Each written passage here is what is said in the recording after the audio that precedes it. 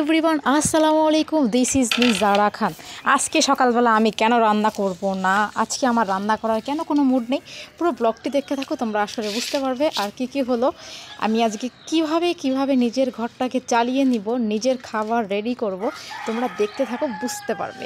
So দেখতে পাচ্ছ বন্ধুরা, একটা প্লেট নিয়ে নিলাম। আমি প্লেট নিয়েছি, আমার প্লেটটা বাইরে থাকে আর আমার খাবার দাবারগুলো আসলে রুমে থাকে। তো আমি যেহেতু আমাদের একটা রুম, এই রুমে থাকতে হয় আমাকে, যাই হোক।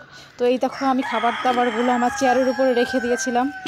তো এই দেখো খাবারগুলো। তো এখানে রুমের ঝাড়ু, আমি রুমটাকে সকালবেলা ওয়াশ করে ক্লিন করে নিয়েছি ঝাড়ুর সাহায্যে। তো একদম ফ্রেশ ঘরটা, এখন দেখতে পাচ্ছ কোনো ময়লা নেই। যাই হোক, এটা হচ্ছে গৃহিণীদের কাজ। এখন দেখতে পাচ্ছ আমার প্লেট সব কিছু আমি নামাচ্ছি, আমার তরকারির যে বাসন কোসন সবই আমি নামিয়ে নিলাম। একটা হচ্ছে ভাতের, একটা হচ্ছে কারির, তো দুটোই আমি নামিয়ে নিয়েছি। আজকে আমি রান্না করব না, একদমই আমার মুড নেই রান্না করার, আর আমার ইচ্ছা করছে না। দেখো আমি এখানে বসে পড়লাম, এবার আমি তোমাদেরকে দেখাবো সব কিছু কতটুকু কি আছে, আর এতটুকুতে আমার চলবে কি না, আমি কি আবার রান্নার প্রস্তুতি নিব কি নিব না, তোমরা আমাকে জানাবে কমেন্ট বক্সে, ঠিক আছে? চলো বন্ধুরা, এই দেখো আমি তোমাদের সামনে, আর এই দেখো আমার খাবার। তো দেখতে পাচ্ছ আমার এখানে কি খাবার অবশিষ্ট আছে। দেখো, এই দেখো আমি একদম সামনে, তোমরা একটু দেখে নাও কষ্ট করে। এই দেখো আমার কিন্তু অনেকটা ভাত আছে, দেখতে পাচ্ছ তোমরা, অনেকটা। আর আমি তোমাদেরকে প্রতিটা ব্লগেই দেখাই আমি কিন্তু ভাত খাই, কারণ আমি বাংলাদেশি মানুষ। পাকিস্তানি থাকি বলেই যে রুটি খাবো এমনটা কিন্তু না, ঠিক আছে? আমি কিন্তু আমার খাবারটাই খাই। এই দেখো এখানে ভাত আছে, আর এখানে অল্প একটু সবজি রান্না আছে, দেখতে পাচ্ছ। তো এখন আমি কি করব বুঝতে পারছি না। তো ফার্স্টে আমি কি করি, আমার যে ভাতগুলা আমি সবগুলো প্লেটে ঢেলে নিচ্ছি। এখন দেখতে পাচ্ছ তোমরা, আজকে রান্নার যেহেতু কোনো প্ল্যান নেই, তো দেখবো এখানে আসলে আমার হয়ে যায় কি না এই খাবারে।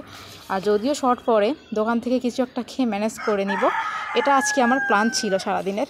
তো সারাদিন বলতে সকাল টাইমের একটু প্ল্যান ছিল এটা আমার, যে আজকে আমি রান্না করব না। রেগুলার রান্না করতে করতে আর ভালো লাগে না। তো তোমরা দেখো আমি এখন আমার সম্পূর্ণ ভাতগুলোকে বের করে নিচ্ছি। তো পাকিস্তানের চাউলের অনেক দাম, তারপরও খেতে হয় কষ্ট করে কিনে। ভাত আমি সব নিয়ে নিয়েছি, দেখো এই যে ভাতের বার্তন, ভাতের সব কিছু খালি। এখন তোমরা দেখবে যে আমি এখন তরকারিটাকে কিভাবে নিব এখান থেকে। এই দেখো আমি হাতের সাহায্যে নিচ্ছি, যেহেতু আমি একা খাবো। তো আমার বর যেহেতু দোকানে খাবে, সে তো আর বাসায় খাবে না, বাঙালি খাবার সে খায় না।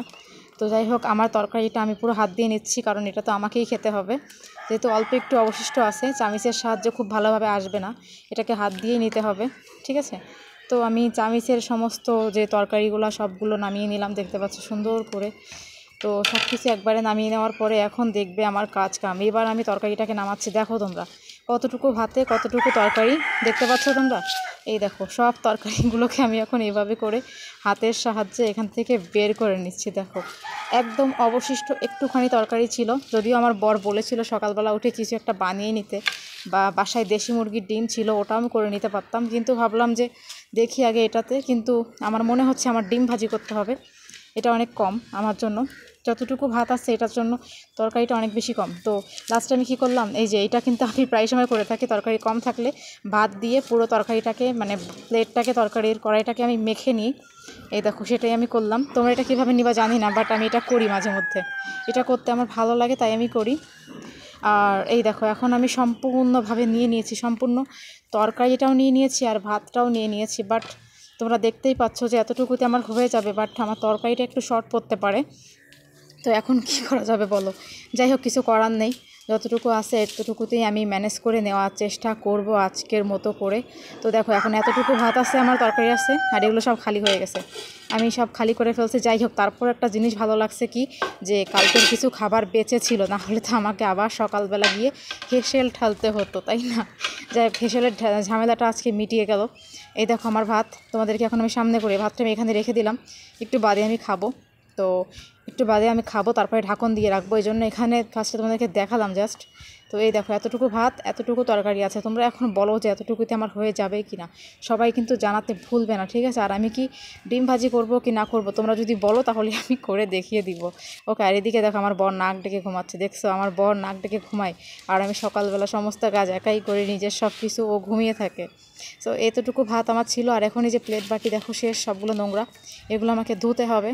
তো এই হচ্ছে আমার কাজ কাম তো আজকে রান্না এই জন্যই করলাম না, কারণ আজকে আমার খাবার ছিল, তাই তোমরা আসলে ব্লগটা দেখে তো বুঝে ফেলেছো। আর আমার ব্লগস তোমাদের কাছে কেমন লাগে কমেন্ট করে জানাতে ভুলবে না বন্ধুরা, পাশে থেকো। আর তোমাদের সাথে আমার দেখা হচ্ছে আবার নতুন একটা ব্লগস ভিডিও নিয়ে। এখন তো সকাল টাইম, সো তোমরা থাকো, দেখা হচ্ছে নতুন ব্লগসে।